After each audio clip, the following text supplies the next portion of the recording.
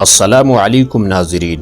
میں ہوں ضیاء الرحمن اور آپ دیکھ رہے ہیں ہمارا یوٹیوب چینل قصص الانبیاء۔ پیارے دوستو، اللہ تبارک و تعالی نے حضرت عیسیٰ علیہ السلام کو بغیر باپ کے کیسے پیدا فرمایا اور حضرت عیسیٰ علیہ السلام کی ولادت کس طرح ہوئی، اور اللہ تعالی نے حضرت عیسیٰ علیہ السلام کی ولادت کے بعد ان کو کس طرح قوت گویائی عطا فرمائی، اور آپ علیہ السلام نے ولادت کے بعد قوم کے سامنے کس طرح زبردست تقریر کی۔ تو پیارے دوستو، ان تمام تر سوالات کے جوابات قرآن کریم کی آیات کی روشنی میں جاننے کے لیے آپ سے گزارش ہے کہ ہماری اس ویڈیو کو آخر تک ضرور دیکھے گا۔ پیارے دوستو، اللہ رب العالمین کی ذات قادر مطلق ذات ہے اور وہ ہر چیز پر قدرت رکھنے والا ہے اور وہ کسی سبب کا محتاج نہیں۔ اللہ رب العالمین نے حضرت آدم علیہ السلام کو بغیر ماں باپ کے پیدا فرمایا، جبکہ اماں حوا کو بغیر ماں کے حضرت آدم علیہ السلام کی پسلی سے پیدا فرمایا، اور حضرت عیسیٰ علیہ السلام کو بغیر باپ کے حضرت مریم علیہ السلام کے بطن سے پیدا فرمایا۔ پیارے دوستو، حضرت عیسیٰ علیہ السلام اور ان کے والدہ حضرت بی بی مریم کی زندگی بڑے بڑے معجزات اور کرامات پر مبنی ہے۔ ان بڑے معجزات اور کرامات میں سے حضرت عیسیٰ علیہ السلام کے بغیر باپ کے پیدا ہونے کا واقعہ بھی ہے۔ پیارے دوستو، حضرت مریم علیہ السلام کی پیدائش کے واقعہ میں پہلے یہ بات بیان ہو چکی ہے کہ حضرت مریم علیہ السلام کو ان کے والد نے بیت المقدس کی خدمت کے لیے وقف کر دیا تھا، اور حضرت مریم حضرت زکریہ علیہ السلام کی کفالت میں رہ کر بیت المقدس کی خدمت کرتی رہی۔ جب حضرت مریم بلوغت کی عمر کو پہنچ گئی تو ایک دن حضرت مریم مشرقی حصہ میں سب سے علیحدہ ہو کر غسل کرنے کے لیے یا حسب عادت عبادت کرنے کے لیے درمیان میں پردہ ڈال دیا۔ اتنے میں اللہ تعالی کے فرشتے حضرت جبریل علیہ السلام حسین نوجوان کی صورت میں سامنے آئی۔ حضرت مریم علیہ السلام نے فرشتے کو دیکھا تو اسی انسان سمجھ کر کہنے لگی کہ میں تجھ سے رحمان کی پناہ مانگتی ہوں اگر تو اللہ سے ڈرنے والا ہے۔ فرشتے نے آپ علیہ السلام کو تسلی دیتے ہوئے کہا، میں آپ کے رب کا قاصد ہوں اور آپ کو یہ خوشخبری دینے کے لیے بھیجا گیا ہو کہ آپ کو ایک پاک باز بیٹا ملنے والا ہے۔ حضرت مریم نے تعجب سے کہا، میرے ہاں بیٹا کیسے پیدا ہو سکتا ہے؟ مجھے تو کسی انسان نے شہوت کے ساتھ چھوا ہی نہیں۔ فرشتے نے جواب دیا، یہ اللہ تعالی کا حکم ہے جو پورا ہو کر رہے گا، کیونکہ تمہارے رب کا یہ ارشاد ہے کہ مجھ پر یہ کام بہت ہی آسان ہے۔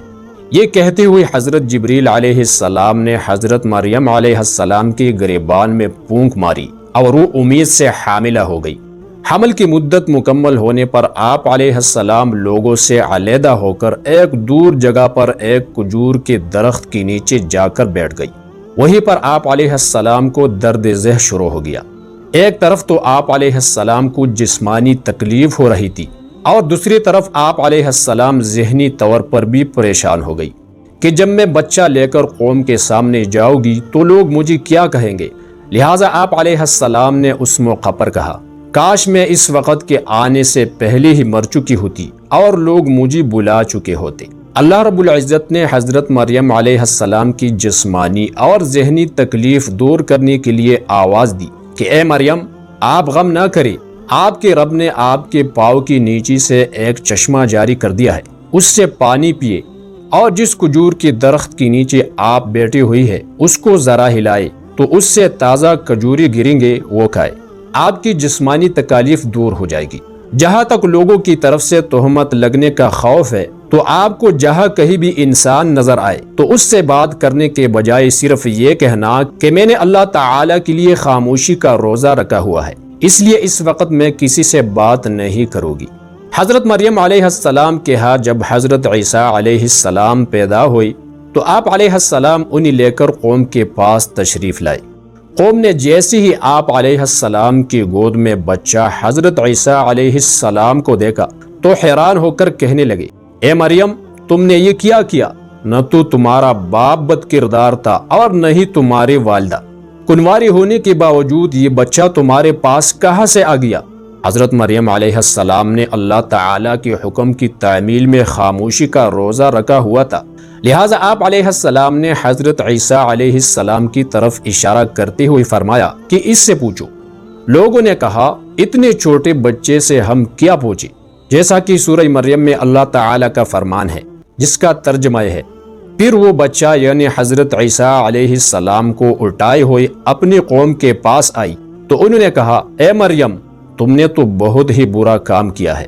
اے ہارون کی بہن، نہ تو تمہارا باپ برا آدمی تھا اور نہ ہی تمہاری ماں بد کردار تھی۔ مریم علیہ السلام نے اپنے بچہ کی طرف اشارہ کیا تو قوم کے لوگ کہنے لگے، ہم اس گود کے بچے سے کیسے بات کریں؟ جب حضرت مریم علیہ السلام نے حضرت عیسیٰ علیہ السلام کی طرف اشارہ کیا کہ ان سے حقیقت معلوم کرو، تو قوم کے افراد اب یہ سوچ رہے تھے کہ مریم علیہ السلام ہم سے مذاق کر رہی ہے، اتنا چھوٹا بچہ بولنے کی صلاحیت کہاں رکھتا ہے؟ اتنے میں حضرت عیسیٰ علیہ السلام اللہ تعالیٰ کے حکم سے بول پڑے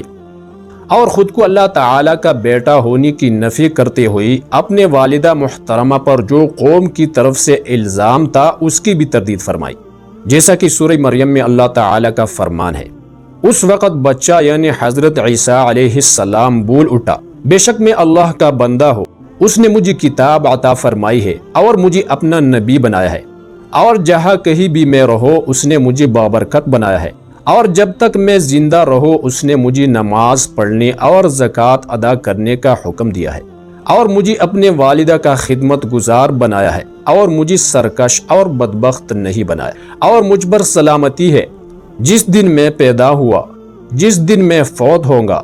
اور جس دن میں دوبارہ زندہ کیا جاؤں گا۔ امام ابن جریر رحمۃ اللہ علیہ فرماتے ہیں، جب حضرت عیسیٰ علیہ السلام 30 سال کی عمر کو پہنچے تو اللہ تبارک و تعالی نے ان پر انجیل نازل فرمائی، اور جب آپ علیہ السلام کی عمر 33 سال ہوئی تو آپ علیہ السلام کو زندہ آسمان پر اٹھا لیا۔ حضرت عیسیٰ علیہ السلام کو اللہ رب العزت نے بڑے بڑے معجزے عطا فرمائے۔ خود آپ علیہ السلام کا بغیر باپ کے پیدا ہونا اور گود میں باتیں کرنا بھی بہت بڑا معجزہ تھا۔ اس کے علاوہ آپ علیہ السلام کسی بھی مردہ آدمی کے پاس جا کر اسے کہتے کہ اللہ تعالیٰ کے حکم سے زندہ ہو جا، وہ اللہ تعالیٰ کے حکم سے زندہ ہو جاتا۔ آپ علیہ السلام مٹی سے پرندہ بنا کر اسے کہتے کہ اللہ تعالیٰ کے حکم سے اڑ جا، تو پرندہ جاندار بن کر اڑنے لگتا۔ آپ علیہ السلام پیدائشی اندھوں اور کوڑ کے مرض میں مبتلا لوگوں کے جسم پر ہاتھ پھیرتے تو اللہ تعالیٰ کے حکم سے تندرست ہو جاتے۔ پیارے دوستو، اگر ویڈیو پسند آئی ہے تو ویڈیو کو لائک، شیئر اور کمنٹ میں اپنے رائے کا اظہار ضرور کیجیے گا، اور اگر آپ اس قسم کی مزید ویڈیوز دیکھنا پسند کرتے ہیں تو ہمارے چینل قصص الانبیاء کو سبسکرائب کریں۔